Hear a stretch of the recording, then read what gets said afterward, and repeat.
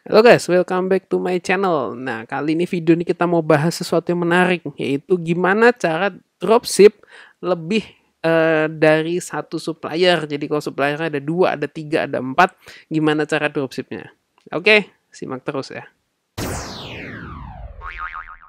Nah, oke guys, ini yang sering ditanyakan. Jadi kalau saya punya toko, ya toko di Shopee atau di tempat lain, nah Tokopedia, di Lazada, dan saya mau saya mau berjualan dengan supplier dropship ya, dengan dropship, dengan supplier-supplier dropship saya. Itu gimana enaknya? Nah, idealnya sebetulnya satu toko, satu akun toko nih, saya punya toko, satu akun toko saya idealnya itu berasal dari satu supplier dropship. Jadi saya dropship ke satu saja supplier. Ya, jadi toko supplier ini saya copy, saya masukin ke toko saya. Ya, barang-barangnya saya copy, saya bikin akun di Shopee atau Tokopedia, Lazada itu, saya masukin ke akun saya, akun toko saya. Jadi satu akun toko supplier saya copy ke satu akun saya, satu akun toko saya. Jadi 1:1. Ya, idealnya seperti itu. Nah, tapi banyak juga yang mencoba untuk dari satu akun toko ini menggunakan supplier lebih dari satu. Ya, menggunakan supplier lebih satu dengan alasan mungkin pengen melengkapi produk, ingin bikin lebih bervariatif, ingin lebih bikin bervariasi, diferensiasi produk, diversifikasi produk misalkan gitu ya.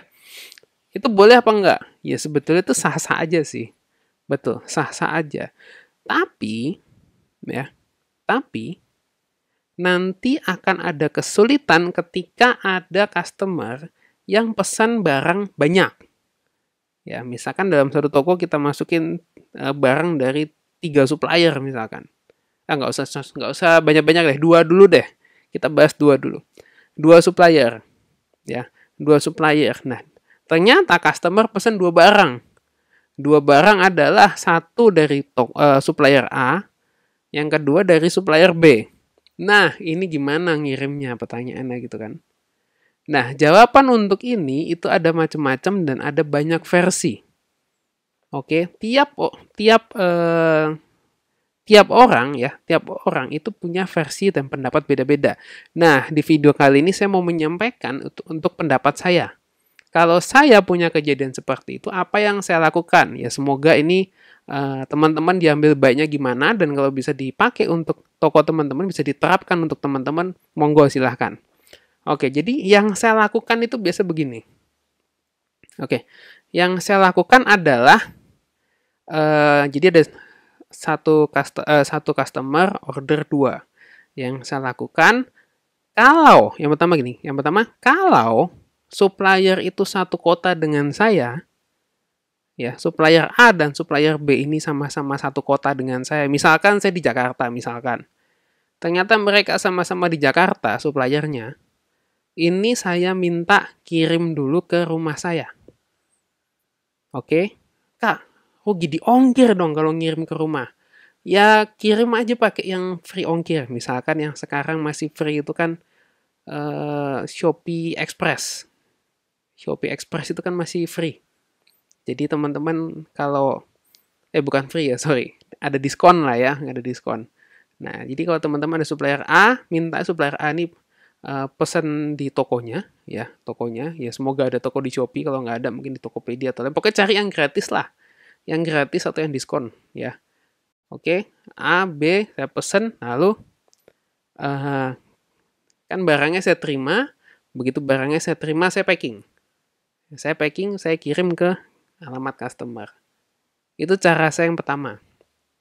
Oke, lalu cara yang kedua. Cara saya yang kedua adalah begini. Saya dropship dulu, ya. Kalau saya yang saya sarankan dropship itu kan via WhatsApp ke supplier, betul ya. Jadi saya kasih orderannya ke salah satu supplier. Oke, saya kasih orderannya misalkan ini kan, jadi kan customer pesan 2 barang. Ya, 2 barang, saya barang yang satu ada di supplier A, satu di supplier B. Nah, saya kasih supplier A suruh ngirim barang satu. Barang yang pertama saya suruh kirim. Oke, supplier A kirim barang satu. Berarti masih ada satu lagi. Satu lagi belum dikirim.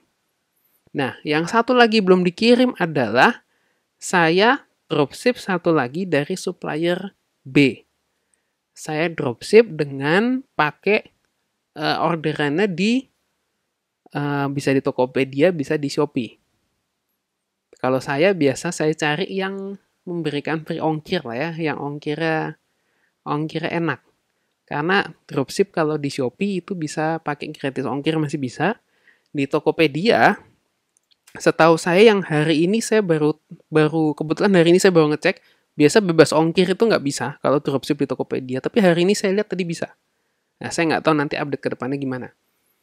Nah, jadi itu saya order ke toko supplier yang B ini, itu pakai via gratis ongkir, entah di Shopee atau Tokopedia.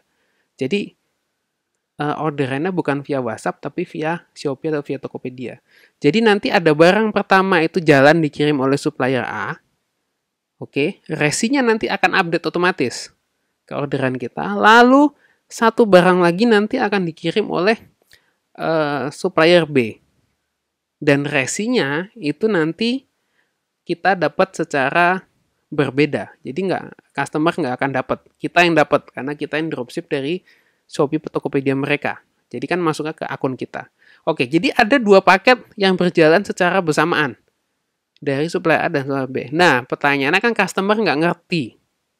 Nah, tugas kita adalah kita chat ke customer, kita bilang. Nah, bilangnya gimana? Kita bilangnya mesti sopan. Mesti menjelaskan. Contoh gimana? Kalau saya biasa begini. Kak, sekedar info ya Kak ya. Kalau paket kakak, kami pisah jadi 2 paket. Karena kebetulan stok kami ada di gudang yang berbeda. Jadi nanti kakak akan terima 2 paket ya Kak ya.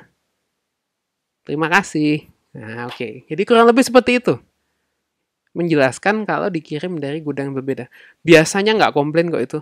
Biasa nggak komplain. Ya, malah kadang saya nggak perlu kasih resi kedua, malah oke, nggak masalah. Gitu. Nah, jadi teman-teman coba arahkan seperti itu. Ya, kita mesti ngomong ke customer-nya mesti baik. Gitu. Nah, kadang-kadang itu alasan. Nah, atau kalau teman-teman punya alasan lain, tapi masuk akal buat teman-teman sampaikan, silakan. Tapi saya tidak menyarankan untuk membikin alasan sehingga jadi berbohong gitu, nggak. Saya tidak menyarankan berbohong ke customer, tapi berikan alasan yang masuk akal. Seperti tadi saya bilang, karena kebetulan stoknya ada di gudang yang berbeda. Ya betul kan? Saya nggak bohong. Ada di gudang supplier A dan gudang supplier B. Gudang yang beda kan? Nah, jadi karena kebetulan ada di gudang yang berbeda gitu. Nah, oke teman-teman, jadi itu kurang lebih itu dua cara versi saya yang biasa saya lakukan. Mungkin ada banyak cara mungkin yang bisa untuk mensiasati itu, tapi kalau versi saya, menurut saya yang selama ini saya lakukan dan paling ampuh, paling cocok buat saya, ya saya punya menurut saya 2 versi itu.